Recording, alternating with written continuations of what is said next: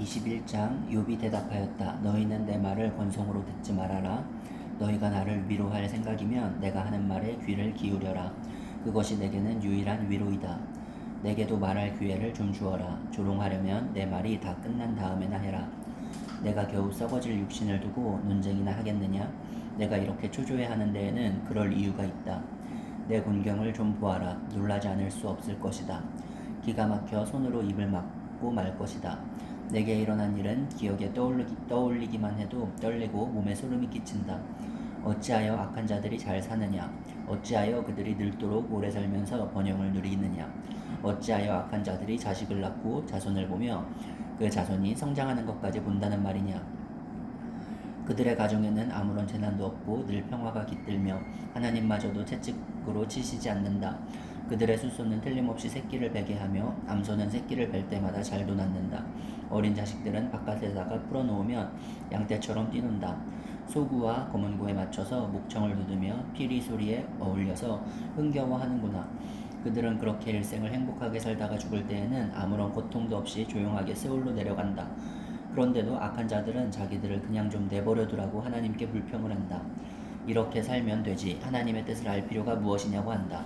전능하신 분이 누구이기에 그를 섬기며 그에게 기도한다고 해서 무슨 도움이 되겠느냐고 한다. 그들은 자기들의 성공이 자기들 힘으로 이룬 것이라고 주장하지만 나는 그들의 생각을 용납할 수 없다. 악한 자들의 등불이 꺼진 일이 있느냐? 과연 그들에게 재앙이 닥친 일이 있느냐? 하나님이 진노하시어 그들을 고통에 빠지게 하신 적이 있느냐? 그들이 바람에 날리는 건불과 같이 된 적이 있느냐? 폭풍에 날리는 겨와 같이 된 적이 있느냐? 너희는 하나님이 아버지의 죄를 그 자식들에게 갚으신다고 하고 말하지만 그런 말 말하라. 죄 지은 사람이 벌을 받아야 한다. 그래야만 그가 제 죄를 깨닫는다. 죄인은 제 스스로 망하는 꼴을 제 눈으로 보아야 하며 전능하신 분께서 내리시는 진노의 잔을 받아 마셔야 한다. 무너진 삶을 다 살고 죽을 때가 된 사람이라면 제 집에 관해서 무슨 관심이 더 있겠느냐. 하나님은 높은 곳에 있는 자들까지 심판하는 분이신데 그에게 사람이 감히 지식을 가르칠 수 있겠느냐. 어떤 사람은 죽을 때까지도 기력이 정정하다. 죽을 때에도 행복하게 편안하게 죽는다. 평소에 그 몸은 어느 한 곳에 영양이 부족하지 않으며 뼈마디마다 생기가 넘친다. 그러나 어떤 사람은 행복하고는 거리가 멀다. 고통스럽게 살다가 고통스럽게 죽는다. 그러나 그들 두 사람은 다 함께 티끌 속에 눕고 말며 하나같이 구더기로 덮이는 신세가 된다. 너희의 생각을 내가 다 잘 알고 있다. 너희의 속셈은 나를 해하려는 것이다. 너희의 말이 새도 부리던 자의 집이 어디에 있으며 악한 자가 너희의 생각을 내가 다 잘 알고 있다. 너희의 속셈은 나를 해하려는 것이다. 너희의 말이 새도 부리던 자의 집이 어디에 있으며 악한 자가 살던 집이 어디에 있느냐 한다. 너희는 세상을 많이 돌아다닌 견문 넓은 사람들과 말을 해본 일이 있느냐? 너희는 그 여행자들이 하는 말을 알지 못하느냐? 그들이 하는 말을 들어보아라. 하나님이 진노하셔서 재앙을 내리셔도 항상 살아남는 사람은 악한 자라고 한다. 그 악한 자를 꾸짖는 사람도 없고 그가 저지른 대로 징벌하는 이도 없다고 한다. 그가 죽어 무덤으로 갈 때에는 그 화려하게 가꾼 무덤으로 갈 때에는 수도 없는 조객들이 장래 행렬을 따르고 골짜기 흙마저 그의 시신을 부드럽게 덮어준다고 한다.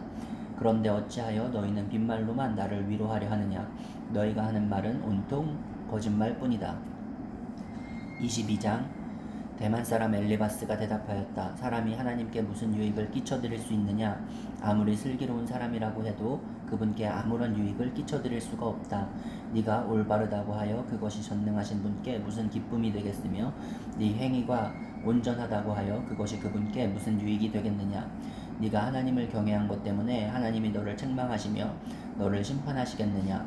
오히려 내 죄가 많고 내 죄악이 끝이 없으니 그러한 것이 아니냐?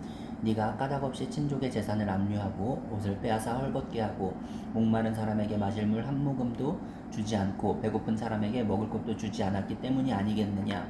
너는 권세를 이용하여 땅을 차지하고 지위를 이용하여 이 땅에서 거들먹거리며 살았다.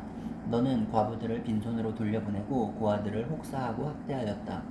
그러기에 이제 네가 온갖 올무에 걸려들고 공포에 사로잡힌 것이다. 어둠이 덮쳐서 네가 앞을 볼 수 없고 홍수가 너를 뒤덮는 것이다. 하나님이 하늘 높은 곳에 계시지 않느냐? 저 공중에 높이 떠 있는 별들까지도 하나님이 내려다보고 계시지 않느냐? 그런데도 너는 하나님이 무엇을 아시겠으며 검은 구름 속에 숨어 계시면서 어떻게 우리를 심판하실 수 있겠느냐? 짙은 구름에 그가 둘러싸여 어떻게 보실 수 있겠느냐? 다만 하늘에서만 왔다 갔다 하실 뿐이겠지 하는구나. 너는 아직도 옛 길을 고집할 셈이냐? 악한 자들이 걷던 그 길을 고집할 셈이냐? 그들은 때가 되기도 전에 사로잡혀갔고 그 기초가 무너져서 강물에 떠내려 가버렸다. 그런데도 그들은 하나님께 말하기를 우리를 좀 그냥 내버려 두십시오. 전능하신 분이라고 하여 우리에게 무슨 일을 더 하실 수 있겠습니까? 하였다. 그들의 집에 좋은 것을 가득 채워주신 분이 바로 하나님이신데도 악한 자들이 그런 생각을 하다니 나는 이해할 수 없다.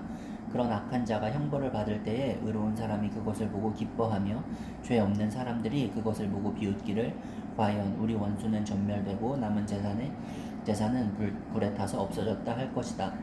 그러므로 너는 하나님과 화해하고 하나님을 원수로 여기지 말아라. 그러면 하나님이 너에게 은총을 베푸실 것이다. 하나님이 친히 말씀하여 주시는 교훈을 받아들이고 그의 말씀을 네 마음에 깊이 간직하여라. 전능하신 분에게로 겸손하게 돌아가면 너는 다시 회복될 것이다. 온갖 불의한 것을 내 집안에서 내버려라.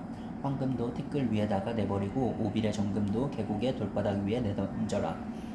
그러면 전능하신 분이 내 보물이 되시고 산더미처럼 쌓이는 은이 되실 것이다.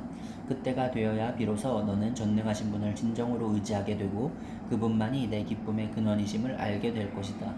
네가 그분에게 기도를 드리면 들어주실 것이며 너는 서원한 것을 다 이룰 것이다.